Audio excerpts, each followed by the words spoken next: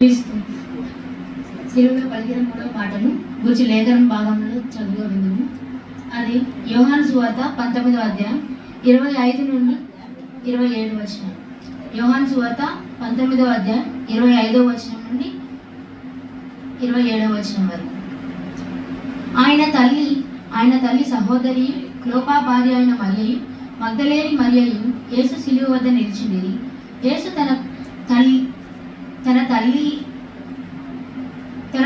తను ప్రేమించిన శిష్యుడిని దగ్గర నిలిచిండుట చూచి, అమ్మ, ఇదిగో నీ కుమారుడని తన తల్లితో చెప్పాడు. తర్వాత ఆ శిష్యుడిని చూచి, ఇదిగో నీ తల్లి అని చెప్పాడు. ఆ గడియ నుండి ఆ శిష్యుడు తన ఇంట చేర్చుకోలేదు.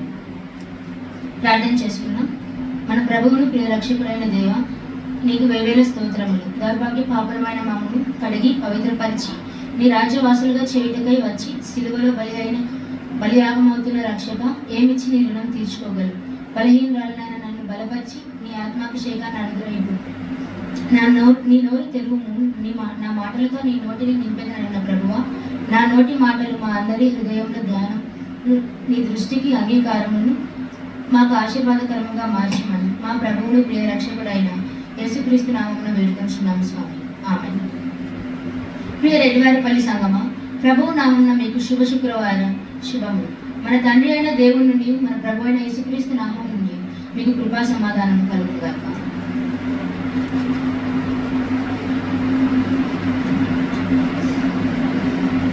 ఉదయం 9 గంటల నుండి రక్తసిద్ధ దేహంతో ఇటుక మట్టి మధ్య వేలాడుచున్నాడు దేవుడు. అప్పుడు సిలువ పైన దేవుడు మొత్తం 7 మాటలు చెప్తే, మొదటి 2 మాటలు, ఫస్ట్ మాట వర్డ్ ఆఫ్ ఫర్గివ్నెస్, క్షమాపణ గురించి అయితే, రెండవ మాట వర్డ్ ఆఫ్ సాల్వేషన్, రక్షణ గురించి అయితే. ఈ 2 కూడా పర సంబంధమైన మాటలు, కానీ ఈ 3వ మాట మాత్రం ధర సంబంధమైన మాటలు. ఇక 3వ మాట దగ్గరకు వస్తే, తన తల్లి ప్రియ శిష్యుడు యోహాను సిలువ చెంత నిల్చుని ఉన్నాడు.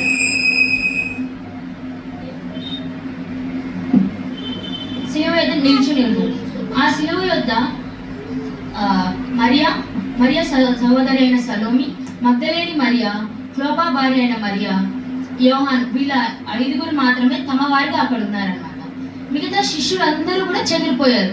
ఒక శిష్యుడేమో దేవుని పట్టించాడు, ఇంకో శిష్యుడేమో నేను అసలు క్రీస్తునే ఎరుగను అనేసాడు, ఇంకో శిష్యుడేమో ఈ 5 మాత్రమే ఉన్నారు. ఇంకొక శిష్యుడు అసలు యోహాను వీళ్ళ నెక్స్ట్ యేసయ్యను సిలువ వేస్తున్నారు, ఇంకా నెక్స్ట్ శిష్యులు చంపేస్తారని తెలిసినా కూడా ఆయన ధైర్యంగా సిలువ యొద్దనే నిల్చోన్నాడు అనమాట.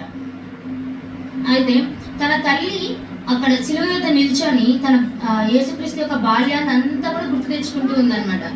తను పుట్టిన దగ్గర నుంచి తను ఇప్పుడు సిలువ వేసిన క్షణం వరకు కూడా ఉన్న తనతో ఉన్న మూమెంట్స్ అన్నింటినీ కూడా గుర్తు తెచ్చుకుంటూ ఉందన్నమాట. ఒకసారి లూకా 2వ అధ్యాయం 25వ వచనం ఉంటుంది.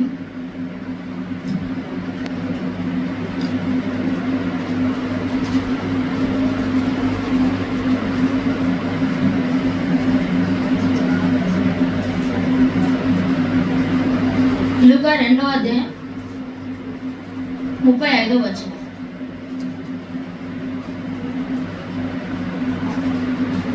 మరియు నీ హృదయంలోనికి ఒక ఖడ్గము దూసుకొని పోవునని ఆయన తల్లి అయిన మరియతో చెప్పాను.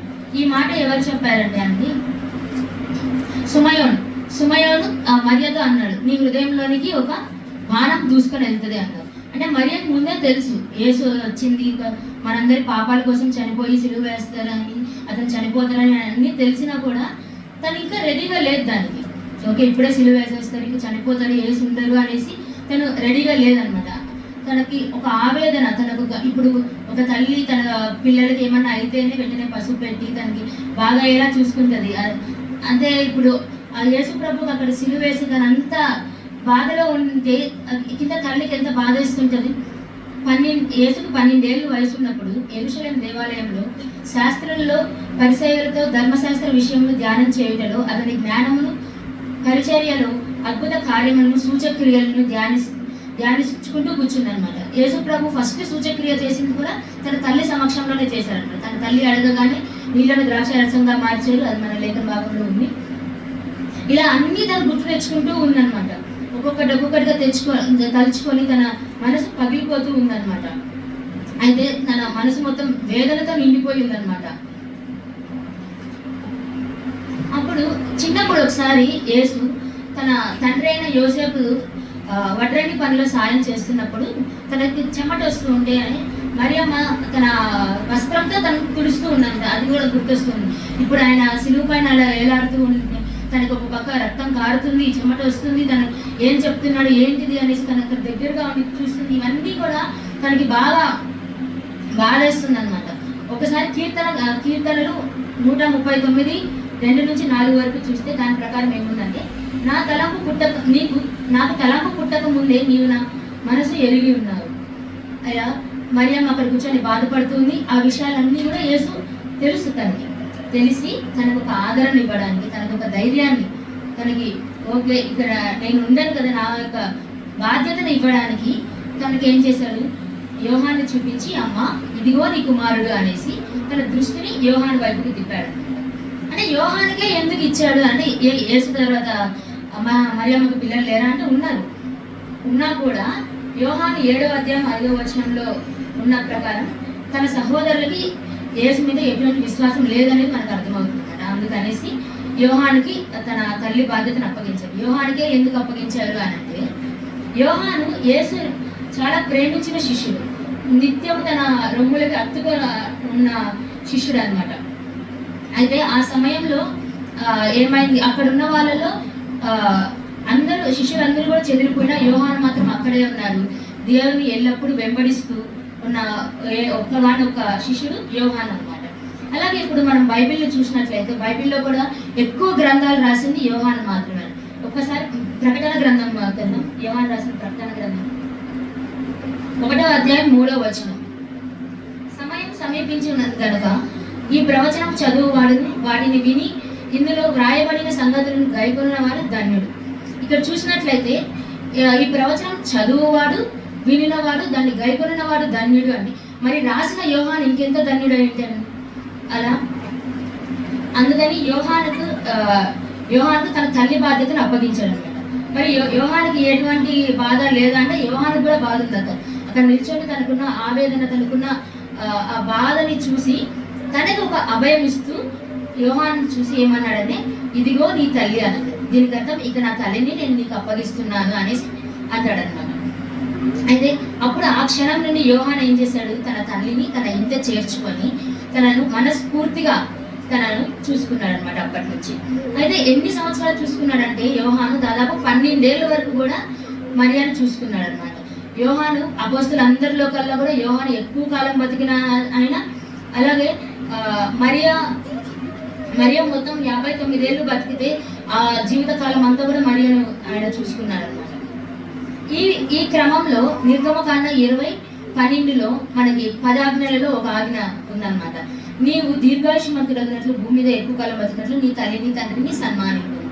ఆ విషయాన్ని కూడా యేసు అక్కడ శిలువ మీద అంత బాధను, అంత వేదనను అనుభవిస్తూ కూడా ఆ యొక్క ఆజ్ఞను పాటించాడు అనమాట.